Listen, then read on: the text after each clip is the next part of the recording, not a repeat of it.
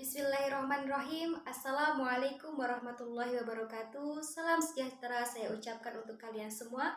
Perkenalkan, nama saya Zahrina Filda Alifah dengan nomor NIM 12630620114. Dalam video ini saya akan menjelaskan sedikit tentang konseling kelompok pendekatan Adlerian yang dikemukakan oleh Alfred Adler sebagai pencetus psikolog individu.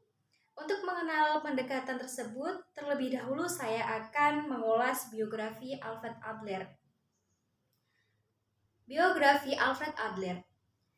Alfred Adler adalah seorang psikolog, dokter, terapis, sekaligus pendiri awal aliran psikologi individual.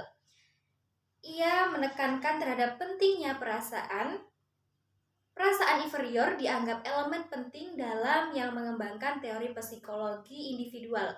Alfred Adler menganggap manusia adalah individu utuh, bukan seperangkat elemen.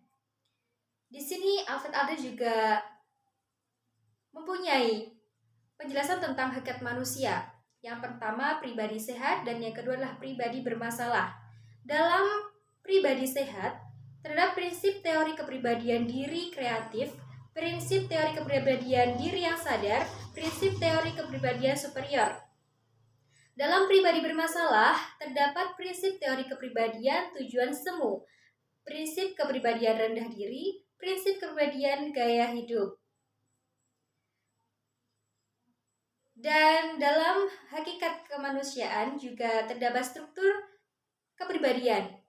Teori kepribadian Adler mendukung struktur teoritis keseluruhan, yaitu finansiisme fiktif manusia lebih banyak dimotivasi oleh harapan masa depan dibanding pengalaman objektif di masa lampau.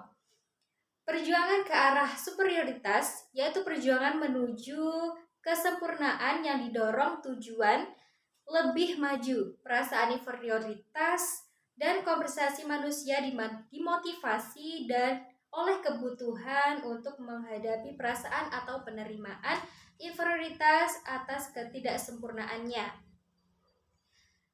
Dan selanjutnya terdapat perkembangan kepribadian. Mengikuti penciptaan gaya hidup, yaitu keunikan individu yang merupakan gerakan yang konsisten terhadap tujuan-tujuan yang diciptakan sendiri sesama kanak-kanak. Di sini juga Alfred Adler mendefinisikan sebuah konseling, yaitu suatu model konseling yang berorientasi pada keutuhan dan keunikan individual untuk mengarahkan dirinya sendiri.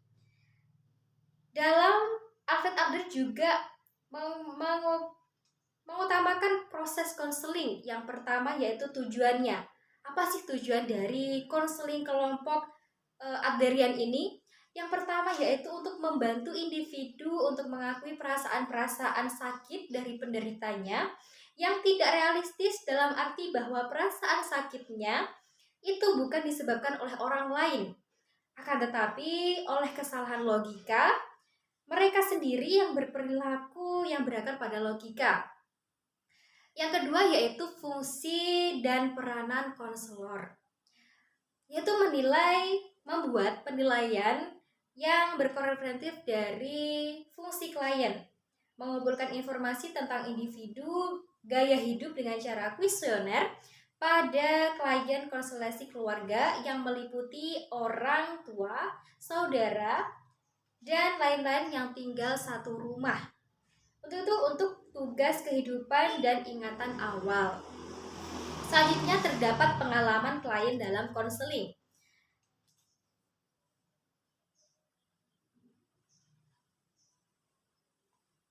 Di sini klien mengeksplorasi apa yang disebut Adlerian sebagai logika pribadi, konsep tentang diri, orang lain, dan kehidupan yang membentuk filosofi yang menjadi dasar gaya hidup individu.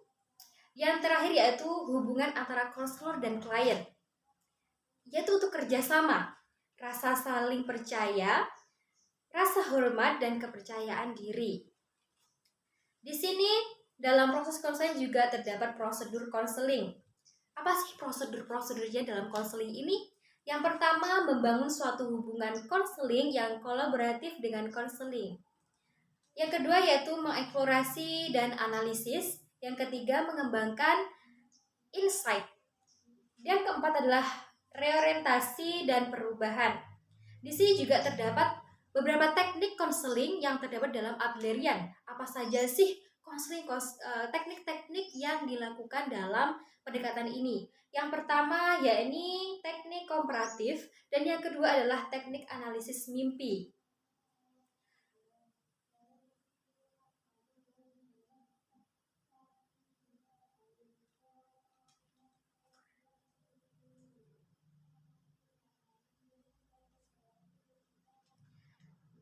Tak luput dari kelebihan dan keterbatasan.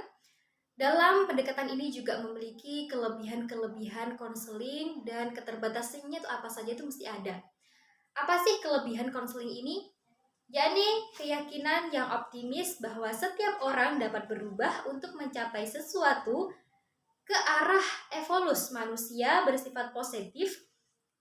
Penekanan hubungan konseling sebagai suatu media untuk mengubah klien, menekankan bahwa kekuatan sebagai pusat pendorong perilaku.